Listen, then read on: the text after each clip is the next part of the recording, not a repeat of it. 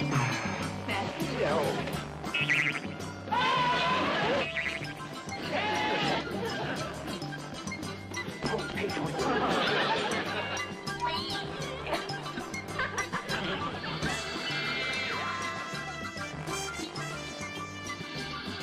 was doing the Penny Duke show, and Columbia asked me if I would create a show for them. And I had been thinking about doing a Jeannie show, but a little different from the others that I had seen, where a big burly man came out of a bottle. Here's the rest of your martini. For someone to play Jeannie, I had in mind, first of all, young, beautiful, a sense of humor, sexy. Now, that's not an easy combination, but that's what I wanted. And Barbara Eden came in. Instant rapport. She was exactly what I was looking for. First of all, of course, she's a fish out of water. But I felt that she was naive, very trusting, smart, not unintelligent, but smart from thousands of years back. She wasn't smart about the modern world. And this beautiful man, my God, the first thing she saw when she got out of the bottle was gorgeous. She just was having a lot of fun. It's every man's fantasy to have a woman who's beautiful and loving and wants him to pay attention to her as she's paying attention to him. Jeannie was an ideal woman. How is the water, Master? Oh, wonderful, Jeannie, just wonderful. Everybody should have their own swimming pool. Get rid of it, will you? I didn't know Larry Hagman. He was in a soap opera back east, and someone at the studio suggested him, so we brought him out. He had a wonderful quality of being real and being able to react properly, instantly, and humor. And in essence, I was a straight man. And I was a straight man on Jeannie, too. I set up the jokes, and Billy would pay him off, or Barbara would pay him off, and so I just kind of, Oh, you know, yeah, with impeccable timing. Well, beyond timing, brilliant yeah. timing. Well, of course. Best ever. I made him an astronaut because I thought that was a timeless kind of occupation. It wouldn't date, and it gave him kind of a cachet. Do you remember coming out to see me when I was shooting something at, I think, Republic Studios or something? Yeah? Don't you remember that? No. I don't remember what I had for breakfast, honey. But, God, 40 years ago. This is the 40th anniversary. You, bite your tongue. He told me that I scared him to death. This is when they told me he was a young Jack Lemmon and he was wonderful. And they just wanted us to meet. And I, in between shots, I came out to my dressing room and we kind of did a little of our scene together.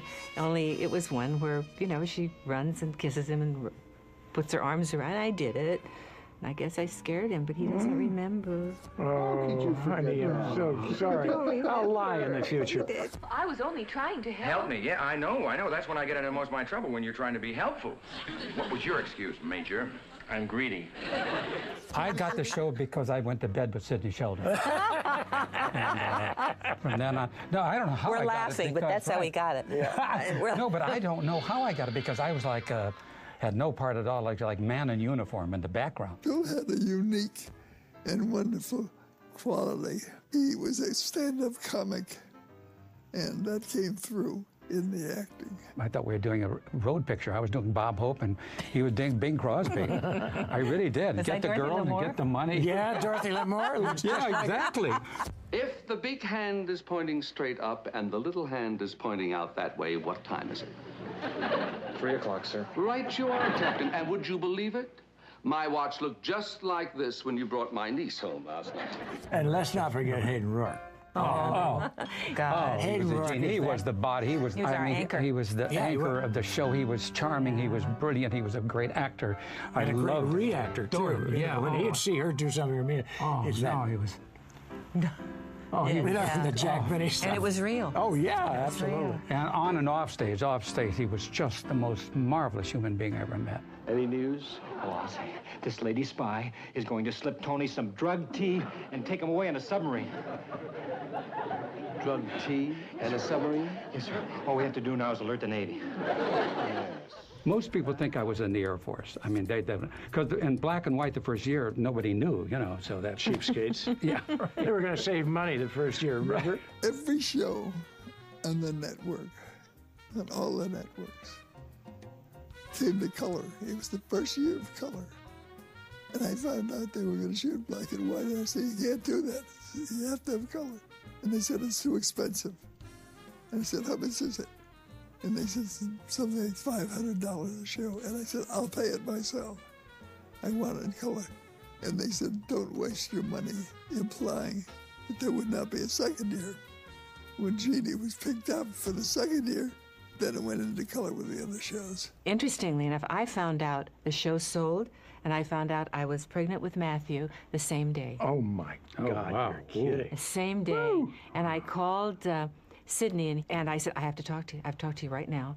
And I went over there, and he looked at me and said, all right, what's this big thing you have to tell me? He said, you're pregnant. And he was joking. And I went, yes, and I can't do your show. Yeah, I was so happy. And so was the scarf industry happy. She had scarves all over. I did. Walking tent, right? Yeah, right. She said, you're going to have to replace me. I'm pregnant. So I said, Barbara, I'm not going to replace you. We'll find a way to shoot around you. So at the studio the next day, we had a meeting, and I told them how I wanted it worked. We shot her from the waist up and changed some of her lines, and it worked out. If you ever had anything to say, it was kind of a joke, but he would go. He'd bring out a gold pen, and he'd write it down. I mean, he wrote down you had a complaint or an objection to anything, he was right there. Or a change. A change, well, yeah. Well, good luck with change. Well, actually, any changes we made, I learned to do it on the set, not during and he was never there. He wrote them all in 1 hour and left. At the time, I was producing Jeannie and writing a lot of them. I was also writing a show in New York called The Patty Duke Show. So I commuted up and back because I did most of the Patty Duke scripts. I could write a script a day, and I enjoy it. I love it. Steak? Well? Veal, kidney, pork chops? I would write in special effects that I thought could work because there were some that were, big ones that we didn't have time to shoot because this was television, not movies. So I created, not physically, but on paper, all the effects that I wanted, and our special effects man worked it out. We shot 3 days. One day was ostensibly for reading and then costuming. The second day was rehearsal because we had a lot of magic and physical stuff. So, and then we shot Wednesday, Thursday, and Friday. It was very physical. All of our special effects were physical. We were balancing on boards. We were with wires and freezing. Yeah. You'd know exactly where it was going to be. And then the director would say, freeze. So I'd be talking to Jeannie, and now, Jeannie, you've got to... And we'd be like this. And then she'd run off and change her hair in 20 minutes. Or change costume or something like that. And then they'd go, 1, 2, 3, action, and you'd finish the whole thing. You continue on where you were. And then they'd cut out the film in between. I wish you'd take my shirt off, Jeannie. No, I mean, I wish you'd put on your own clothes. Thanks. You're just not Air Force, Jeannie. There was no trouble with censors at all until about the 4th year, huh? Yeah, right. 4th year, they wanted me to guest on Laugh-In. And George, a good friend of mine, George Slaughter, wanted to premiere my navel. Now, my navel had peeked out a lot in the show. Well, George says he has never walked into a room with the suits all sitting around this big oak table discussing someone's belly button.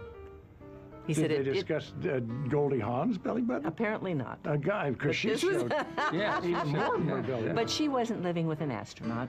Yeah, that's right. And we weren't married. No, we weren't, I don't understand that. Never did understand. The fact that Jeannie was living with a man she was not married to caused an uproar at NBC because they finally woke up and realized what they had bought. They had bought a show about a beautiful half-naked girl who was living with a man saying, "What can I do for you, master?" I got a 7-page letter telling me what I could say, do, what they couldn't touch, what they could touch. You know, things like never let him go in her bottle, never let her go into his bedroom. I mean, page after page after page. And after a couple shows went on, the pages diminished to 2 pages, 1 page, no pages. Have a good day, Jeannie. Are you not going to kiss me goodbye? Now remember our bargain. This is a purely platonic relationship. Oh, yes, purely platonic. And you agreed to keep it on that basis because you knew it was the best way, right? No, I agreed because I did not know what platonic meant. The first, I guess, all into the 5th year, why would there be a problem? She wasn't real. She was an entity. And she Looked thought pretty real to me. Well, Sorry. but you see, he knew she wasn't real. Yeah. He couldn't marry her, No. and she thought she was real. She saw no reason for it not to get married. Right. But you were real to every guy in America. 'Cause Yeah, you're beyond everybody- beautiful, and you're everybody's dream girl. I mean, no, I mean that. I mean, you were really real. Still is. That show's Still on are. the air, Everybody you know, talks everywhere. about your beauty. I mean, It's oh my on God. the whole world. It's all Yeah, over the whole Want world. to see my belly button? Yeah. No, master, I will keep these slippers. This time, Jeannie, I'm afraid I'm going to have to insist. I have never worked with anyone that has fit my timing. I mean it, Yeah. as well as yours. And that didn't come from rehearsal. That just came from something that was natural. Came because I love you. No, Yes, honey. right. I have never worked with anyone that I've been so comfortable with or felt so real. Oh, honey. No. Being an so, unreal person. So real with. Yeah, I was an unreal, but this is different. All right, Jeannie. Where do you want to go? Where we will not be interrupted.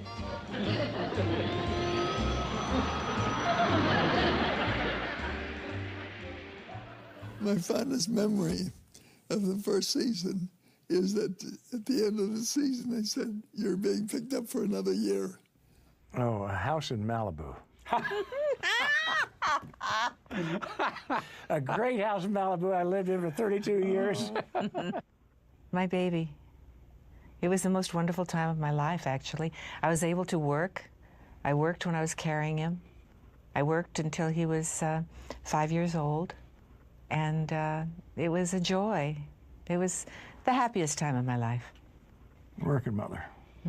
The happiest time of my life. I never acted before and worked with, I mean, 3 of the greatest pros in the world, and just, I don't know how they put up with me because I didn't even know where to stand, but just to be with them, and I mean, it was just devastating. I mean, I'm just still beyond grateful. You know, I'm starting to cry here, man.